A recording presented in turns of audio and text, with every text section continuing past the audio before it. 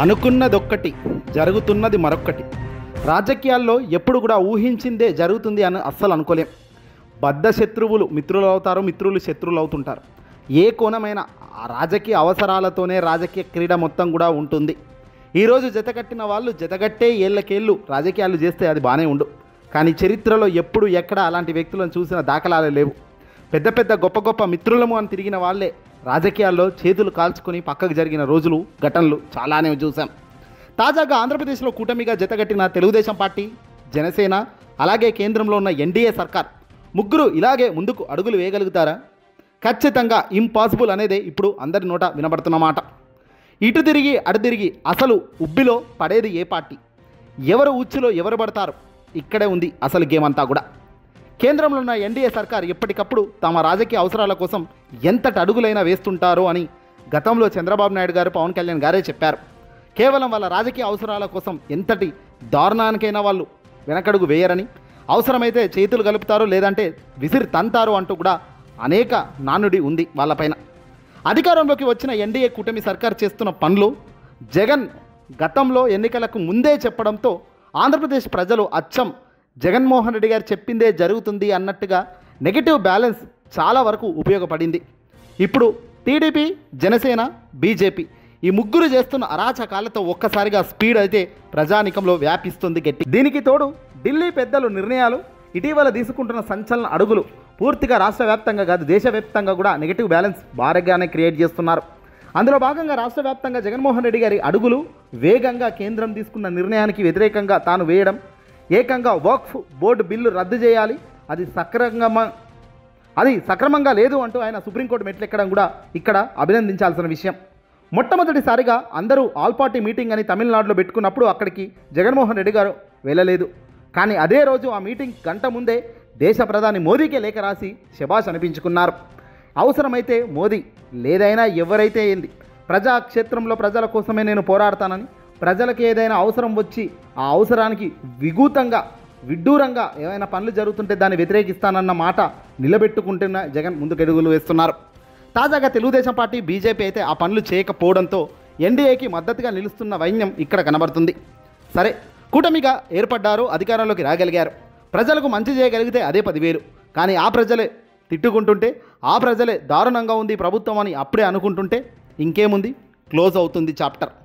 జగన్ అడుగు బయటకు పెట్టక ముందే ఆంధ్రప్రదేశ్లో పరిస్థితి ఈ మాదిరి ఉందంటే రాబోయే కాలంలో జగన్మోహన్ రెడ్డి గారి అడుగు ప్రజానికంలో, ప్రజాక్షేత్రంలో తాను అడుగులు వేసి తన స్పీచ్లతో హోరెత్తిస్తే ఏ రేంజ్లో ఉంటుందో ఊహించలేం. ఇందుకు ముందే తెలుగుదేశం పార్టీ, జనసేన చేతులకు బీజేపీ సర్కార్ గుడ్ బై చెప్పే దిశగా అడుగులు వేయబోతుందా? ఖచ్చితంగా జనసేనను పక్కన పెడితే తెలుగుదేశం పార్టీకి మోదీ సర్కార్ ఊహించని స్ట్రోక్ ఇచ్చే ఆస్కారం కొద్ది కాలంలోనే ఉందంటున్నారు రాజకీయ నిపుణులు. తాజాగా పెరుగుతున్న వైన్యం, ఆంధ్రప్రదేశ్లో ఎప్పటికప్పుడు రాజకీయ పరిస్థితులను ఆరాధిస్తున్న కేంద్ర పెద్దలు పవన్ కళ్యాణ్తో మచ్చిక చేసుకుంటూ అడుగులు వేస్తున్నారు.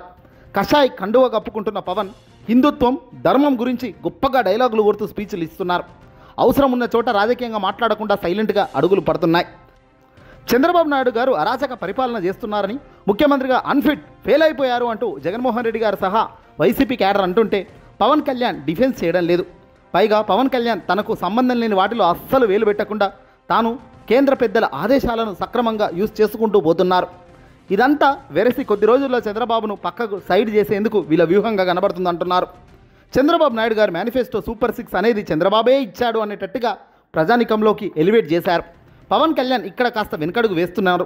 ఎక్కడైనా ఎవరైనా పవన్ కళ్యాణ్ ఏదైనా ప్రశ్నిస్తే అది చంద్రబాబుకి తెలుసు, లోకేష్కి తెలుసు అంటూ తాను చెప్తున్నారంటే ఇక్కడ అర్థం ఏమిటి? కేవలం చంద్రబాబును ముంచేసి వీళ్ళు పక్కకు వెళ్ళిపోతారు. కూటమిగా ఏర్పడ్డారు, కూటమిగా అధికారంలోకి వచ్చారు అంటే దాని అర్థం ఆ బాధ్యత ఇటు బీజేపీకి, జనసేనకు, టీడీపీకి 3 పార్టీలకు ఉండాల్సిందే. కానీ పూర్తిగా టీడీపీ పైన నెట్టేసి చంద్రబాబుకు ఊహించని స్ట్రోక్ ఇచ్చేందుకు కేంద్ర పెద్దలు సీరియస్గా దృష్టి పెడుతున్నారు. 2014లో ఎన్నికల్లో గెలిచిన తెలుగుదేశం పార్టీ, జనసేన, మోదీ సర్కారులు 2 ఏళ్ల తర్వాత ఎవరి చేయి వాళ్ళు విడిచిపెట్టి ప్రయాణించారు ఒంటరిగా. ఆ తర్వాత 2019 ఎన్నికల్లో ఒంటరిగా పోటీ చేసి దారుణ పరాజయానికి గురయ్యారు. చంద్రబాబు, టీడీపీ మద్దతు కేంద్రంకు అవసరం కాబట్టి సైలెంట్ మోడ్లో రాజకీయాలు చేస్తున్నారట. పవన్ కళ్యాణ్ జనసేన పార్టీని తమ వైపు తిప్పుకునే ఆలోచనలో నడుస్తున్నారు. కూటమి రాబోయే కాలంలో ఎక్కడో ఒక చోట చీలక తప్పని పరిస్థితి కనబడుతుంది.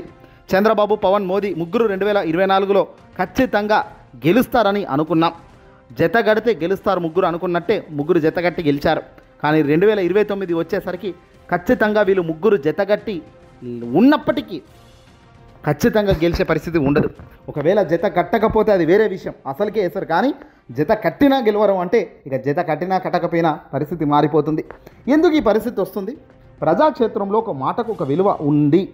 ఆ విలువ ఉన్న మాటను పట్టుకునే రాజకీయాలు చేయాలి. అంతేగాని మాట బజార్లో ఎల్లిపాయ మాదిరిగా అమ్ముకుంటూ పోతానంటే మాత్రం చెల్లదు.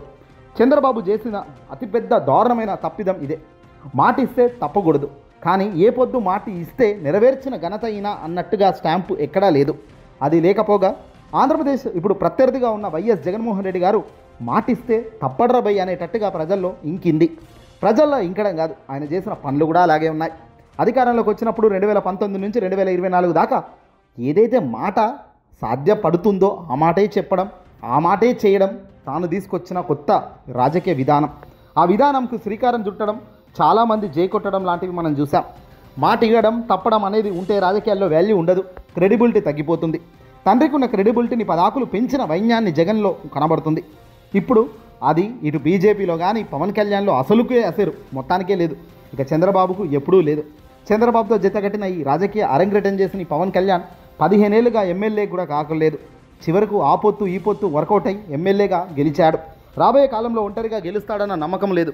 పోనీ ఒంటరిగా తనకంటూ క్యాడర్ ఉంది, స్థానం ఉంది అంటే అది లేదు. వర్మ స్థానంలో నిలబడ్డ పవన్ వర్మనే సైడ్ చేసిన వైన్యం ఇక్కడ ఒళ్ళు మండుతుంది. అక్కడ పిఠాపురంలో కూడా ఇప్పుడు పిఠాపురంలో పవన్ నిలబడ్డా గెలిచే పరిస్థితి లేదు. మరి ఇలాంటి వ్యక్తులు రాబోయే కాలంలో ముఖ్యమంత్రి స్థానంలో నిలబడ్డ జగన్ను ఓడించగలుగుతారా అంటే కష్టం. జగన్మోహన్ రెడ్డి గారితో పోటీ పడతారేమో కానీ ఆయనను ఓడించలేరు రాబోయే కాలంలో అన్నది క్లియర్గా తెలుస్తుంది.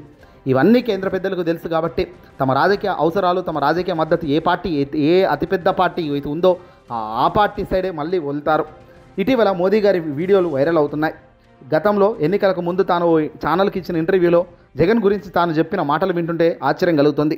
జగన్ మా మిత్రపక్షం ఎప్పుడూ కాదని, అలాగని మాతో మిత్రపక్షంగా లేకున్నప్పటికీ మా అనేక నిర్ణయాలలో ఆయన మద్దతు తెలిపారని, కొన్నిసార్లు మద్దతు ఇచ్చాడు, కొన్నిసార్లు మద్దతు ఇవ్వలేదని, రాజకీయంగా మాత్రం మోదీ సర్కార్ జగన్పై అటాక్ చేస్తాడని అనుకునే పరిస్థితి లేకుండా తన స్పీచ్ అయితే కొనసాగించి, అంటే దాని అర్థం ఏంటి? రాబోయే కాలంలో జగన్ ఖచ్చితంగా పెరిగితే ఆ జగన్ వైపు ఉండాలనుకుంటారు కేంద్రం తప్ప జగన్ ఇరికించి వాళ్ళు మట్టిలో కలిసిపోవాలని ఆలోచన చేయరు. గతంలో కాంగ్రెస్ పార్టీ సోనియా గాంధీ లాగా మళ్ళీ జగన్ ఏదో అరెస్ట్ చేయడమో, జగన్ ఇబ్బంది పెట్టడం లాంటివి చేస్తే అది వైఎస్ఆర్సీపీకి 1000 ఏనుగుల బలమే ఇస్తుంది తప్ప అది ఏం డీగ్రేడ్ చేయదు, డ్యామేజ్ చేయదు. ఇప్పటికైనా ఆ డ్యామేజ్ కార్యక్రమాలు ఆపేస్తే బాగుంటుంది. జగన్ అరెస్ట్ చేస్తారు, జగన్ ఇంకేదో చేస్తారన్న అపనమ్మకాలను ప్రజల్లో సృష్టిస్తే వెరసి ఇదంతా కూటమి నెగిటివ్ అవుతుంది, అల్టిమేట్గా కూలిపోయే పరిస్థితికే వస్తుంది.